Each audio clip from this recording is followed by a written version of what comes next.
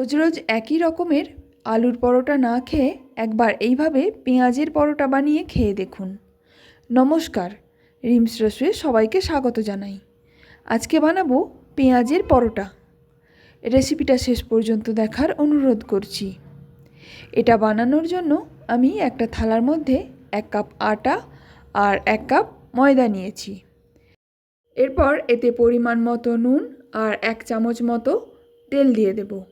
তেল আর নুনটা আটার সঙ্গে ভালো করে মিশিয়ে নিয়ে অল্প অল্প করে জল দিয়ে একটা নরম ডো তৈরি করে নেব। আমি এখানে 1 কাপ আটা আর 1 কাপ ময়দা নিয়েছি। আপনারা চাইলে শুধু আটা অথবা শুধু ময়দা দিয়েও বানাতে পারেন। ডোটা তৈরি হয়ে যাওয়ার পর ঢাকনা দিয়ে 20-25 মিনিট রেখে দেব। ততক্ষণে আমি 4টে একটু বড় সাইজের পেঁয়াজকে একদম পাতলা পাতলা করে কেটে নিয়েছি। এরপর নিয়েছি লঙ্কা কুচি আর অল্প ধনেপাতা কুচি। এরপর এর মধ্যে দিয়ে দেব 1/4 চা চামচ কালো জিরে, 1/2 চা চামচ ধনে গুঁড়ো, 1/2 চা চামচ কাশ্মীরি লঙ্কার গুঁড়ো, 1/2 চা চামচ গরম মশলা, 1/2 চা চামচ চাট মশলা, 1/2 চা চামচ কসুরি মেথি আর 1/2 চা চামচ ভাজা জিরের গুঁড়ো। এবার মশলার সঙ্গে পেঁয়াজটা খুব ভালোভাবে মিশিয়ে নেব। তারপর ডো থেকে আমি লেচি কেটে নেব। লেচিগুলো তৈরি করে নেওয়ার পর এবার আমি পেঁয়াজের মধ্যে পরিমাণ মতো নুন দিয়ে দেব।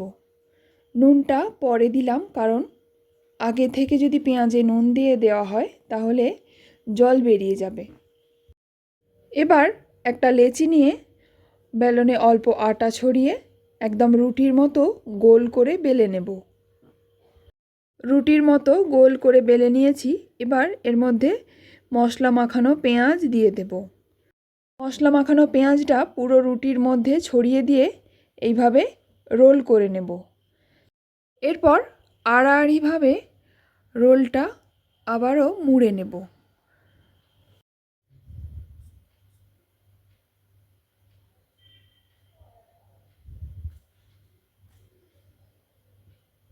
আড়াআড়িভাবে মুড়ে নেওয়ার পর এবার হাত দিয়ে চেপে চেপে হালকা বাড়িয়ে নেব। তারপর অল্প আটা ছড়িয়ে হালকা হাতে বেলে নেব।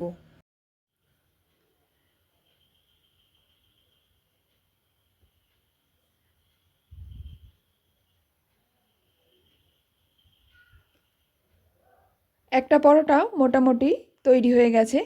আমি আরও একরকম করে পরোটা বানিয়ে দেখাবো। ওই একইভাবেই প্রথমে রুটির মতো বেলে নেব। এরপর একটা ছুরি দিয়ে মাঝখান থেকে কেটে নেব। তারপর পুরো রুটিটার মধ্যে মশলা মাখানো পেঁয়াজ ছড়িয়ে দেব।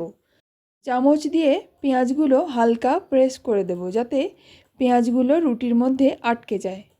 ছুরি দিয়ে যেখানটা কেটে নিয়েছিলাম এবার ওই অংশটা ধরে ট্রায়াঙ্গেল শেপ করে মুড়ে নেব। এবার এই নিচের দিকের অংশটা হাত দিয়ে চেপে চেপে বন্ধ করে দেব, যাতে পেঁয়াজগুলো বেরিয়ে না পড়ে। এবার এটাকেও অল্প আটা ছড়িয়ে হালকা হাতে বেলে নেব। আমি দুরকমভাবে পরোটা বানিয়ে দেখিয়ে দিলাম। আপনাদের যেরকমভাবে পছন্দ সেইভাবেই বানিয়ে নেবেন। এবার তাওয়া গরম করে তার মধ্যে একটা পরোটা দিয়ে দেব। পরোটাগুলো মাঝারি আঁচে প্রথমে উল্টে পাল্টে সেঁকে নেব। দুপিঠ সেঁকা হয়ে যাওয়ার পর 1 চামচ তেল দিয়ে দেব। তেলটা উপরের পিঠটায় ভালোভাবে লাগিয়ে নিয়ে উল্টে দেব।